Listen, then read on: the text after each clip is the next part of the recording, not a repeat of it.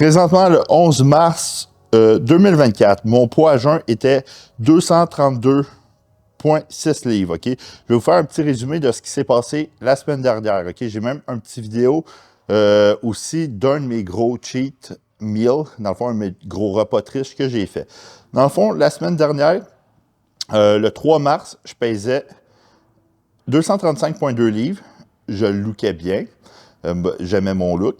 J'ai rajouté 12 onces de steak plus du riz avec 177 grammes de chips au four et toujours ma metformin quand j'ai des gros refeeds avant de me coucher. OK? Puis le 4 mars, je me suis levé à 233,6 livres, ce qui veut dire que j'ai flushé énormément.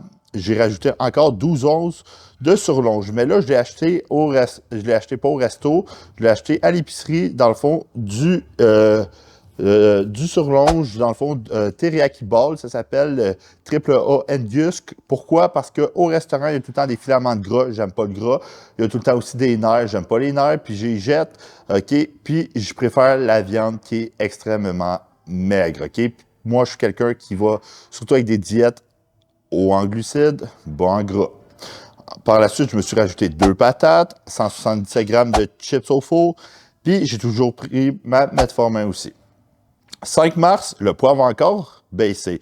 231,8 livres, j'ai rajouté 400 grammes de glucides, un 12 pouces de Subway extra poulet, 177 grammes de chips au four, Ninja Creamy, puis toujours ma metformin. Dans le fond, mon premier repas, j'avais rajouté 75 grammes de crème de riz à mon repas normal, plus une banane. Le repas 2 et 5, qui est mes repas après l'entraînement, j'ai rajouté 75 grammes de crème de riz. Repas 3 et 4, j'ai rajouté 300 grammes de riz. Puis toujours mon Subway avec mes chips au four, etc. Dans le fond, le 6 mars, mon poids était de 232,8 livres, ce qui veut dire que j'ai pris juste une livre. J'étais pas tant plus plein, mais je lookais plus tight, OK? Puis j'ai même, dans le fond, une vidéo aussi que j'ai faite, dans le fond, le 5 mars, OK, que je fais un back lat spread, un back double, un double bicep de dos, un lat spread de dos, dans le fond, que je vais vous mettre à l'instant, OK?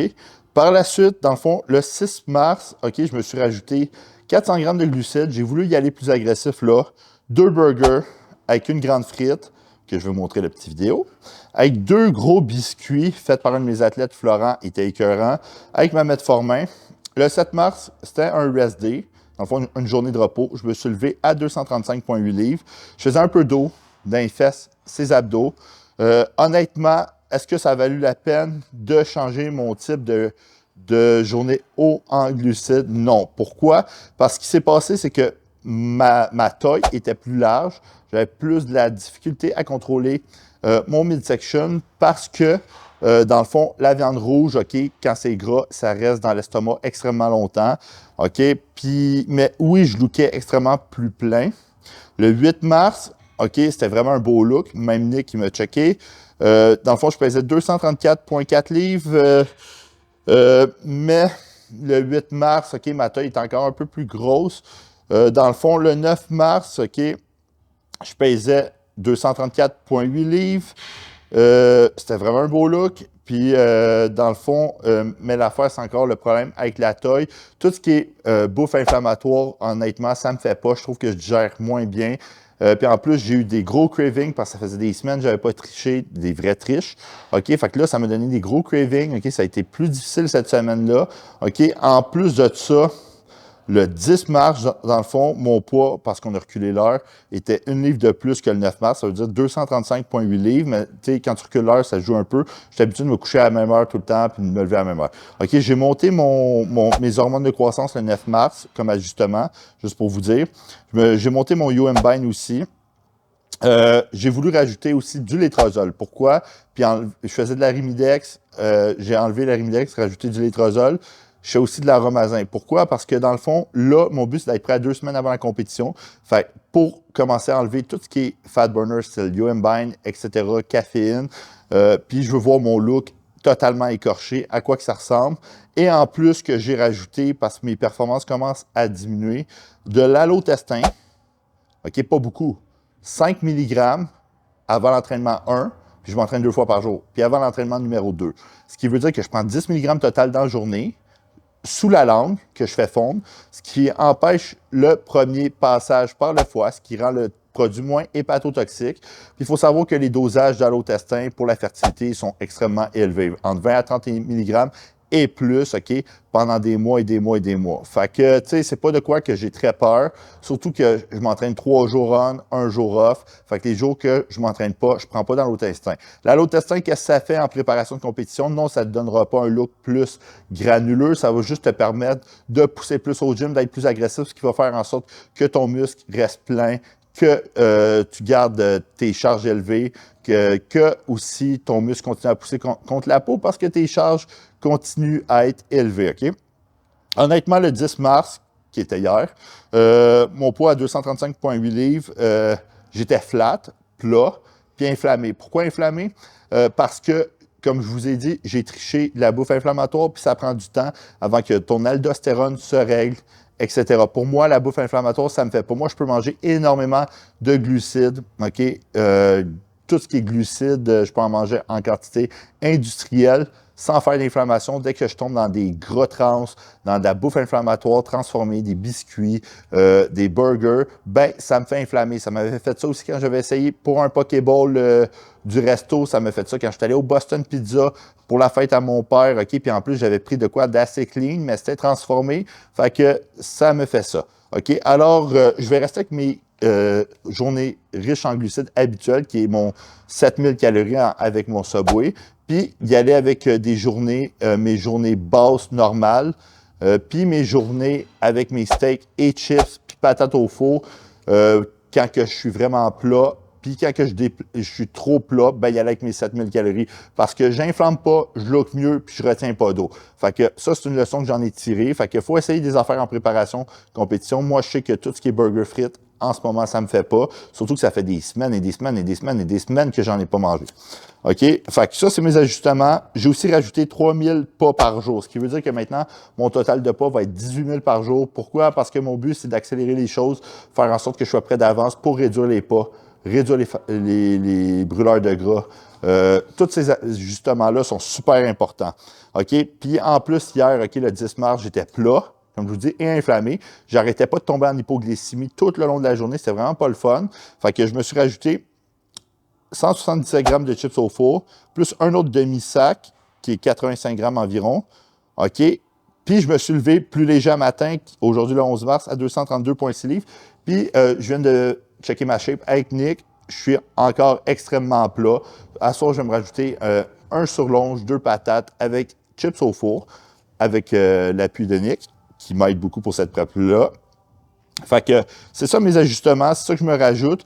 Puis je tiens aussi à faire un petit hommage, dans le fond, à Akira Toriyama, qui est mort le 1er mars, puis qu'on l'a su le 7 ou 8 mars, je me souviens plus. Trop. Pourquoi? Parce que les Japonais, OK, ils ont tenu ça silencieusement pour donner du repos à sa famille. Akira Toriyama, c'est qui? C'est le créateur de Dragon Ball, Dr. Slump, Sandland. Pour moi, ça a été vraiment de quoi que marqué mon enfance, Dragon Ball. Parce que Dragon Ball, OK, ça te remet de la joie dans ton cœur. Pour vrai, c'est de quoi que j'adore écouter. J'écoute toute ma prep. J'ai écouté les films des quinzaines et des quinzaines et des quinzaines de fois. J'adore Dragon Ball. J'ai une collection de Dragon Ball. Je me suis même acheté là, sa signature officielle parce qu'il y a beaucoup de copies avec des images de l'anime officiel authentique pour me remémorer lui.